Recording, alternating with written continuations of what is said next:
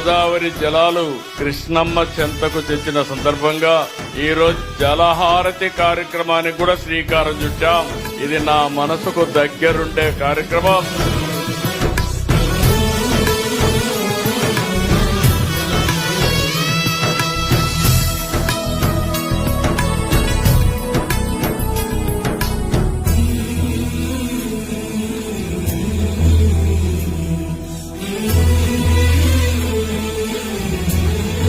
ఎక్కడ నీళ్లుంటే అక్కడ నాగరికత వస్తుంది, ఎక్కడ నీళ్లుంటే అక్కడ అభివృద్ధి అవుతుంది. అందుకే ఈ 2 జిల్లాలు దేశానికి అన్నదాతగా తయారయ్యే పరిస్థితి వచ్చాయి.